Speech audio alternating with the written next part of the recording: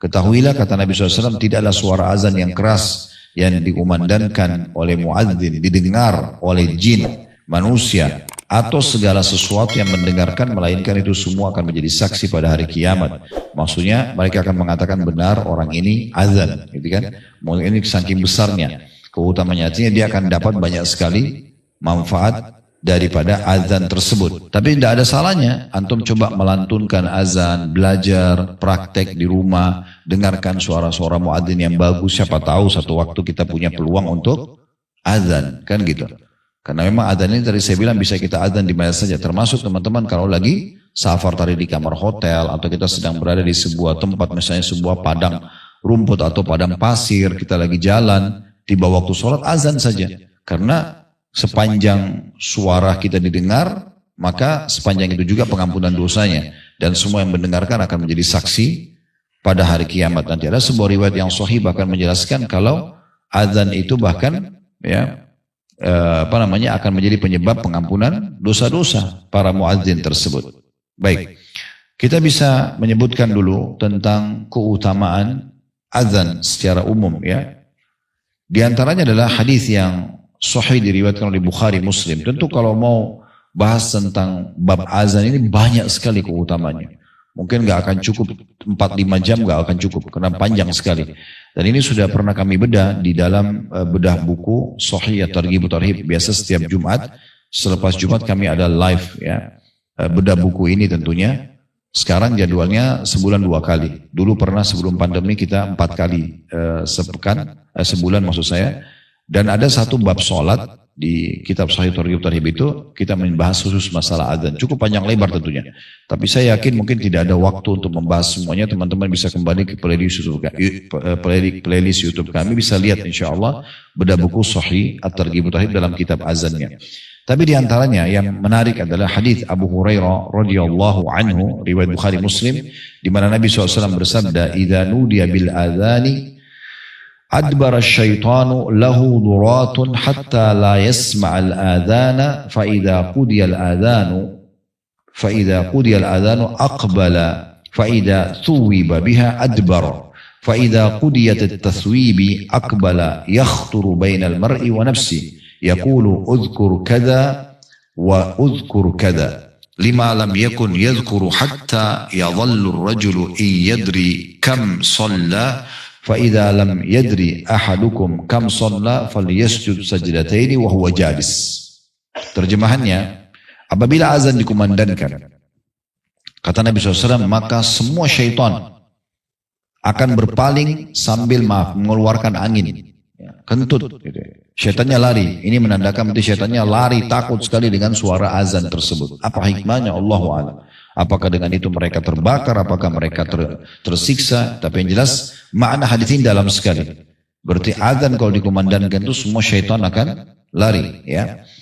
Hingga dia tidak mendengar azan tersebut. Cari tempat yang jauh supaya tidak terdengar azan. Apabila azan selesai dikumandangkan, maka ia pun kembali lagi. Tujuannya adalah agar menggoda supaya orang yang mau sholat tidak sholat. Jadi kalau azan dikumandangkan mereka lari, tapi kalau azan sudah selesai mereka segera kembali. Yang digoda hanya yang mau sholat. Yang tidak mau sholat sudah sahibnya syaitan. Nggak perlu digoda. Karena syaitan tidak goda pun dia sudah tidak sholat. Tapi yang mau sholat ini yang diganggu. Udahlah tunda aja dulu, masih banyak waktu, apalah segala macam bisikan dia.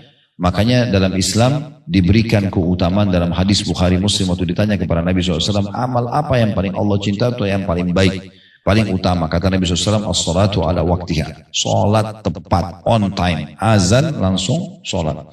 Dan puncak pahala sholat itu kalau bergabung pada Bapak Ibu 3 hal. Tepat waktunya, begitu azan, ikut langsung. Ya, berhenti semua aktivitas, sholat sunnah qabliyah, kemudian iqamah langsung sholat. Dari takbiratul pertama imam. Ya. Kemudian yang kedua, tepat gerakan. Semuanya gerakannya sesuai dengan yang diajarkan Nabi SAW. Dan yang ketiga, tepat bacaannya. Dengan tenang, dengan penuh tumaknina, sebagaimana Nabi SAW mengatakan, "Shallu kama ra'aitumuni usolli." Salatlah sebagaimana kalian lihat aku salat. Yang dibutuhkan kualitasnya, ya, bukan kuantitasnya. Kalau kuantitas sudah ditentukan, kalau salat wajib subuh 2 rakaat, duhur 4 rakaat, asar 4 rakaat, maghrib 3, isya 4 sudah. Jadi tinggal kita jaga kualitasnya. Jangan buru-buru teman-teman sekalian, sayang sekali. Sampai kata Nabi SAW, nanti akan ada orang hari kiamat diberikan pahala sholatnya hanya setengah saja. Ada yang cuma seperempat saja. Ada bahkan cuma 1/10 saja. Dan ada yang sholatnya diremuk seperti baju kotor yang dilemparkan ke wajahnya. Karena tidak ada nilainya. Dari takbiratul ihram sampai salam semuanya buru-buru dan bahkan sudah tidak tepat waktu, tidak tepat gerakan, tidak tepat bacaan, kemudian dia berharap diberikan balasan, itu tidak akan mungkin. Maka akan sia-sia saja, sia-sia waktunya, sia-sia gerakannya dan seterusnya. Dan kita perlu tahu hadis Nabi SAW bahwasanya awal amal dihisab hari kiamat adalah sholat. Kalau dia baik maka beruntunglah orang ini, atau dalam riwayat lain akan membantu amal-amal lain. Kalau dia buruk maka akan rugilah orang tersebut, dalam riwayat lain akan mengganggu amal-amal yang lainnya. Oleh karena itu kita harus betul-betul menjaga poin seperti ini. Baik, selanjutnya dikatakan apabila dikumandangkan iqamah, maka syaitan pun berpaling lagi, sama dia lari. Apabila iqamah sudah selesai dikumandangkan, syaitan kembali lagi. Ia akan melintas di antara seseorang dan nafsunya. Dia berkata sementara orang sholat, ingatlah ini, ingatlah itu. Untuk sesuatu yang sebelumnya dia tidak mengingatnya. Hingga seseorang tersebut senantiasa tidak mengetahui berapa rakaat dia sholat. Apabila salah seorang dari kalian tidak mengetahui berapa rakaat dia sholat, hendaklah dia sujud 2 kali dalam keadaan duduk. Hadis ini diriwayatkan oleh Bukhari dan juga Muslim. Dari hadis ini teman-teman sekalian, berarti azan syaitan lari, tidak bisa goda manusia. Dia akan kembali segera antara azan dan iqamah supaya menggoda orang, ya tidak sholat sunnah atau menunda-nunda sholatnya dan seterusnya. Kemudian kalau iqamah dia pergi lagi, setelah itu dia kembali goda lagi kalau selesai iqamah orang-orang yang sedang sholat. Dan mengingatkan kepada dia, ingatlah ini, ingatlah itu. Ya, ada sebagian orang kadang-kadang salah paham. Dia pikir karena dia kalau lupa kuncinya di mana atau dia lupa apa, dia sholat ingat. Maka dia sholat untuk ingat kuncinya yang hilang di mana. Ya. Sehingga tidak ada nilai pahalanya. Innamal a'malu binniyat. Semua sesuai dengan niatnya. Ya, kalau dia niat sholatnya hanya untuk ingat barang, atau karena patuh pada atasannya, atau karena tidak ada sama lingkungannya, tidak ada pahalanya. Karena ini bukan karena Allah Subhanahu wa ta'ala. Tapi kalau dia niat untuk Allah, maka akan aman dengan sendiri. Pasti akan menerima pahalanya. Ya, sama juga sebagian ulama menyinggung ini. Kalau seandainya ada orang wudu, wudunya supaya ngantuknya hilang. Dalam masalah fikih ya, ulama mengatakan wudu ini nggak boleh dipakai sholat. Wudu ini tidak boleh dipakai sholat. Karena niatnya bukan wudu untuk sholat. Niatnya untuk hilangin ngantuk. Ya. Maka dia berarti sesuai dengan niatnya. Ini contoh-contoh saja yang harus difahami baik-baik. Oleh karena itu kita niatkan betul-betul karena Allah Subhanahu wa ta'ala. Nah, syaitan sekarang menggoda orang kalau untuk sholat dan dia mengatakan ingatlah ini, ingatlah itu. Ada sebuah riwayat Utsman bin Abi Maz'un radhiyallahu anhu yang pernah kami temukan. Beliau mengatakan, ya Rasulullah, kok saya kalau lagi sholat sekali hadir, sekali tidak. Maka kata Nabi SAW, itu golongan syaitan bernama Khanzab. Ya, ada syaitan yang bernama Khanzab khusus menggoda ya orang yang sedang sholat. Sehingga dia lupa berapa rakaat dan segala macam. Kalau datang kepadamu, bacalah a'udzubillahi minasyaitonirrajim, lalu tiuplah ke sebelah kiri 3 kali. Ya, kata Utsman, saya pun menerapkannya, maka hilanglah godaan tersebut. Ya, hilanglah godaan tersebut. Kalau dalam riwayat ini, riwayat yang baru tadi kita bacakan Bukhari Muslim, Nabi SAW langsung ke sujud sahwi, sujud kelalaian. Ya, kalau bapak ibu lupa berapa rakaat, nih 2 atau 3 ya, maghrib misalnya. Ya, anggap kita lagi sholat, tidak berjamaah ataupun berjamaah, imamnya pun kadang-kadang lupa misalnya. Anggaplah ini contoh saya kita lupa ya. Mayoritas orang sih insya Allah tidak lupa, tapi ada saja terlintas di waktu kita lupa. Itu manusiawi ya. Nabi SAW sendiri pernah lupa juga, dan Allah buat itu supaya menjadi pelajaran bagi orang-orang. Beliau pernah sholat asar, tapi begitu 2 rakaat, tahiyat pertama salam. Padahal sudah 4 rakaat asar waktu itu, sudah berubah setelah hijrah ke Madinah. Bukan fase Mekah yang awalnya masih 2 rakaat itu. Maka pada saat itu, orang juga tidak ada yang menegur Nabi. Sampai Nabi selesai zikir, SAW, beliau menuju ke pintu gerbang masjid. Biasanya beliau tunggu di situ. Kalau ada sahabat yang masih mau berkeluh kesah, ada yang mau bertanya, ada yang punya hajat, sampaikan kepada beliau. Ada satu sahabat beliau lalu mengatakan, ya Rasulullah, apakah telah turun wahyu lagi, mengembalikan sholat seperti awal? Maksudnya jadi 2 rakaat? Yang ini. Kedua awal kan dulu di Mekah 2 rakaat. Atau Anda lupa? Kata Nabi SAW, tidak ada wahyu yang mengubah dan saya juga tidak lupa. Nabi begitu yakin, beliau tidak lupa. Lalu beliau pegang tangannya sahabat ini lalu masuk ke masjid dan mengatakan, apakah benar yang dikatakan oleh orang ini? Tadi saya cuma 2 rakaat sudah salam. Kata mereka, benar ya Rasulullah. Maka Nabi SAW pun langsung berdiri menghadap kiblat dan menyuruh sahabat menyambung sholat bersama beliau walaupun sudah ngomong 2 rakaat sisanya. Setelah itu beliau sujud sahwi, sujud kelalaian, ya, namanya sujud sahwi. Nah, hukumnya adalah kalau Bapak Ibu kembali ke buku-buku fikih, kalau Bapak Ibu mengingat kesalahannya dalam sholat sebelum salam, kalau tadi kan Nabi sudah ngobrol sama orang, udah selesai, sudah berhenti sholat, itu beda. Kalau kita ingatnya dalam sholat, misalnya kita ragu nih, ini rakaat itu rakaat ketiga ya. Sunnah Nabi SAW itu dan perintah Nabi adalah kembali kepada jumlah yang paling sedikit. 2 atau 3, pilih 2. 3 atau 4, pilih 3. Gitu kan? Begitu kata Nabi SAW. Dalam sebuah hadis kata Nabi, kalau kalian lupa pilihlah. Kalau 4, kalau 3 atau 4, pilihlah 3. Karena kalau seandainya dia ternyata 4 dan kalian sholat 5 berarti 4 rakaatnya sudah terpenuhi. Tapi kalau kalian pilih yang lebih besar, 3 atau 4, lalu kalian pilih 4 ternyata baru 3, maka sholat kalian tidak sempurna. Kan gitu, itu sunnahnya. Ini beda dengan kalau bayar utang Ramadan. Ini kita jelaskan pada bulan lalu ya, pada pertemuan yang lalu. Kalau utang Ramadan, kita ragu nih, utang saya 3 atau 4. Pilih yang lebih banyak. Misalnya 4. Ya. Beda dengan rakaat sholat kita pilih yang lebih sedikit. Nah, seperti itulah. Maka kalau Bapak Ibu ingat kelalaiannya sementara sholat, sujud sahwinya sebelum salam. Sujud sahwinya sebelum salam. Jadi selesai baca tahiyat semuanya, sujud dulu 2 kali, sujud, duduk, sujud lagi, baru kemudian bangun, lalu salam. Itu karena kita ingatnya kelalaiannya di dalam sholat. Tetapi kalau kita ingatnya sesudah salam, itu udah salam nih, baru ada yang bilang, maaf Pak Imam tadi rakaatnya jumlah kurang 1 misalnya. Ya, ada kesaksian dari beberapa jamaah, kita berdiri lanjut tambah 1 rakaat. Kemudian sampai salam, selepas salam baru sujud sahwi. Ya, jadi saya ulangi, kalau seandainya Bapak Ibu ingat kelalaiannya sebelum salam, sujud sahwinya sebelum salam. Kalau kita ingatnya setelah salam, baru diingatkan orang, berarti sujud sahwinya setelah salam. Nah seperti itulah. Ya tentu bacaan-bacaan tidak atau khilaf di antara ulama tentang masalah bacaannya, ada yang mengatakan dibaca pada saat bacaan sujud seperti biasa. Baru kemudian kita 2 kali melakukan, lalu kemudian salam. Nah seperti itulah yang dimaksud ini. Ibnul Jauzi berkata rahimahullah, suara azan membuat syaitan takut sehingga pergi menjauh. Karena dalam kumandang azan sulit terjangkit riya dan kelalaian. Hal ini berbeda dengan sholat, hati mudah diserang oleh syaitan dan ia selalu memberikan pintu was-was. Sampai-sampai Abu Awana membuat judul 1 bab, dalil bahwa orang yang mengumandangkan adzan dan iqamah tidak dihinggapi was-was syaitan dan sulit terjangkit riya karena syaitan menjauh darinya. Muadzinnya ya, pada saat dia sedang adzan. Dan jarang sekali ada antara muadzin yang lupa lafadznya. Umumnya, kalau memang dia muadzin pasti dia sudah kuasai. Karena memang pada saat itu tidak ada syaitan yang menggodanya. Ini diantara keutamaan adzan itu sendiri. Di antara keutamaan adzan yang lain, tadi sudah sempat kita singgung bahwasanya semua yang mendengarkan suara muadzin akan jadi saksi hari kiamat. Beranjak daripada hadis Bukhari, diriwayatkan oleh atau melalui sahabat Abu Sa'id Al-Khudri radhiyallahu anhu, dia mengatakan Nabi SAW bersabda, la yasma'u mada sautil muadzini jinnun wala insun wala syai'un illa syahida lahu yaumal qiyamah. Ketahuilah kata Nabi SAW, tidaklah suara azan yang keras yang dikumandangkan oleh muadzin didengar oleh jin, manusia atau segala sesuatu yang mendengarkan, melainkan itu semua akan menjadi saksi pada hari kiamat.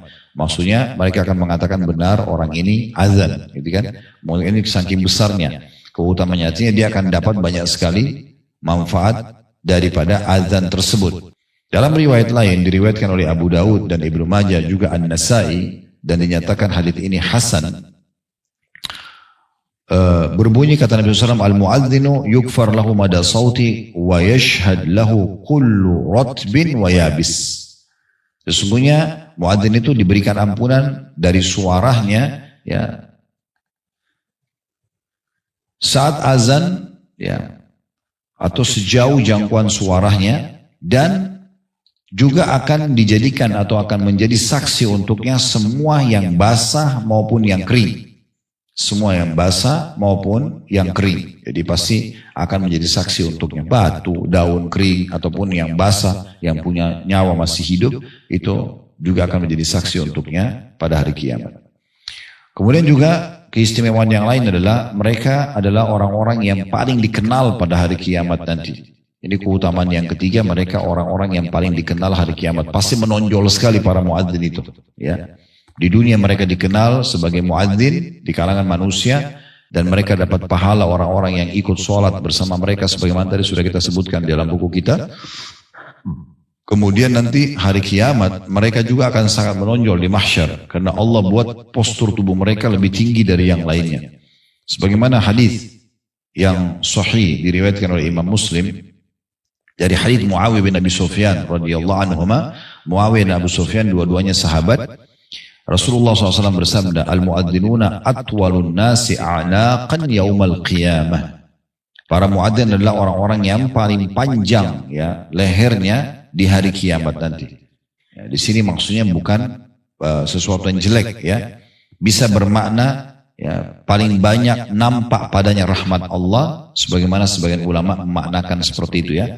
Atau bisa juga bermakna memang mereka menonjol sekali sehingga kelihatan mereka lebih posturnya sehingga lebih terlihat ya, di hari kiamat itu dan orang mengenal mereka. Ini termasuk keutamaan tersendiri.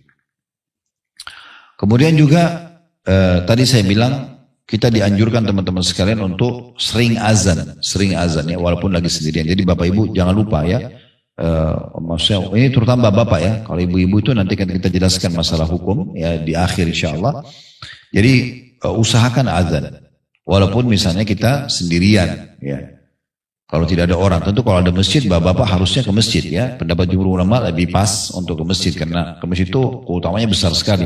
Setiap langkah kaki ada pahalanya, ada doa menuju ke masjid, ada doa keluar rumah, ada pahala masuk masjid dengan kaki kanan, ada antara azan iqamah doa mustajab, kemudian takbiratul ihram pertama imam dan segala macam, ada sholat qabliyah, itu semua mustajab, itu pahalanya besar. Kalau dari masjid dengan kaki kiri ada doanya, kemudian pergi dan pulang semuanya akan dicatatkan pahala, setiap langkah dicatat satu pahala, setiap langkah yang satunya diampuni dosa dan juga diangkat derajat. Itu pergi dan pulang ke masjid. Jadi keutamanya sangat besar sekali. Oleh karena itu teman-teman sekalian, kalau ada kesempatan sholat di masjid, termasuk ibu-ibu pun boleh sholat di masjid. Karena kata Nabi SAW, la tamna'u ima'allahi masajidullah. Jangan pernah kalian menahan hamba-hamba Allah wanita untuk sholat di masjid-masjid Allah. Walaupun lebih afdal mereka sholat di rumahnya. Tapi bapak-bapak usahakan tidak luput dari masalah ini. Baik, kita kembali ke tadi, ada hadis Abu Daud, hadis yang diriwayatkan oleh Abu Daud An-Nasai, dan ini dikatakan sanadnya sahih. Dari hadis Uqbah bin Amir radhiyallahu anhu, beliau mengatakan bahwasanya Nabi SAW bersabda, "Ya'jabu rabbukum min ra'i ghanamin fi ra'si shaziyatin bijabalin yu'adhdhinu bis-shalah wa yusalli fayaqulu Allah azza wa jalla unzuru ila 'abdi hadha yu'adhdhinu wa yuqimu as-shalah yakhafu minni faqad ghafartu li 'abdi wa adkhaltuhu al-jannah."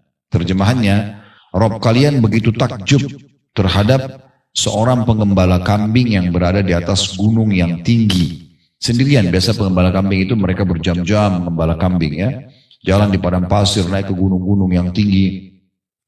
Ini kalau yang biasa ke Timur Tengah tidak asing ini ya. Kami berapa kali lewatin di wilayah-wilayah Timur Tengah, di beberapa negara Timur Tengah, kalau lewat di padang pasir itu, sering kalian kelihatan di gunung-gunung tinggi itu, para pengembala jalan, mereka berjam-jam. Ya, naik di sana duduk memuaskan dombanya makan, kambingnya kemudian dibawa ke kandang di sore hari, pergi pagi pulangnya sore biasa. Nah ini biasanya karena mereka jauh di padang pasir, gak ada masjid. Nah kata Nabi SAW, Rob kalian akan takjub terhadap seorang pengembala kambing yang ada di puncak gunung yang mengumandangkan azan dan iqamah di waktu sholat masuk, walaupun dia sendirian, tetap dia azan dan juga iqamah. Ya. Lalu Allah berfirman kepada para malaikat, perhatikanlah hambaku ini. Ia azan ya, dan menegakkan sholat karena takut kepadaku. Oleh karena itu, saksikanlah aku telah mengampuni dosa-dosa hambaku ini dan aku akan masukkan dia ke dalam surga. Aku akan masukkan dia ke dalam surga. Selanjutnya, muadzin ini orang yang paling punya hak untuk mengumandangkan azan. Makanya dia harus tahu waktu. Itu salah satu syarat muadzin, dia harus tahu waktu masuk. Ya. Kalau iqamah itu haknya imam. Ini perlu difahami ya. Jadi azan haknya muadzin, imam iqamah haknya imam.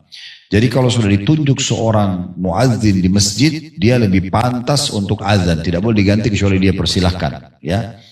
Dan iqamah, muadzinnya nggak boleh iqamah sampai imamnya datang, ya. Sampai pernah para sahabat itu mereka menunggu Nabi SAW subuh sampai udah mulai sedikit agak terang, baru Nabi SAW keluar. Kecuali ada kesepakatan muadzin dan imam mengatakan, misal kayak sekarang kita pakai jam digital, ya, kayak ada di masjid kita ini misalnya, kemudian disepakati 5 menit antara azan iqamah. Jadi kalau imam bilang kalau saya tidak datang maka iqamah saja nanti saya digantikan misalnya, itu boleh. Tapi kalau tidak nggak boleh buru-buru iqamah, ya. Dan perlu digarisbawahi terutama Anda yang mampir di sebuah masjid, ini jangan togopo-gopo ini, ya. Karena Anda buru-buru mau iqamah langsung main iqamah, padahal imamnya ada dan waktu iqamah belum masuk. Ya. Saya kebetulan imam di masjid dekat rumah, ada musola bukan masjid sebenarnya, karena tidak terlalu besar. Kemudian saya sering wewayan sama muadzin. Jadi kalau sudah mau masuk iqamah tinggal semenit 2 menit karena dia ingatkan Ustaz sudah sampai di mana gitu. Saya kalau di luar kayak tadi di sini saya sampaikan saya lagi ada pengajian di luar. Nah itu beliau iqamah, silakan iqamah. Tidak apa-apa nanti ada yang gantikan jadi imam. Baik beliau atau orang lain gitu ya. Tapi kemarin ada kejadian, saya udah bilang pas 2 menit saya bilang sebentar lagi saya sudah mau tiba. Saya pas tiba, terus saya pakai mic-nya. Loh kok nggak iqamah? Saya tanya buat ini kenapa nggak iqamah? Sudah iqamah Ustaz. Kok sudah iqamah? Harusnya tunggu saya gitu. Rupanya ada satu jemaah itu mampir, tidak tahu dia dari mana, ikut sholat sama kami, dia buru-buru iqamah. Gitu. Jadi dia tidak izin, saya ini kan tidak tahu hukumnya harusnya tidak boleh begitu. Jadi datang teman-teman, tidak usah buru-buru, tidak usah tergesa-gesa.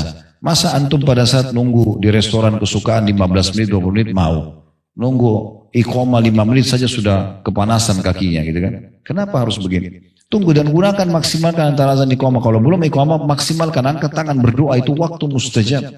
Sampaikan hajat-hajat kita kepada Allah SWT.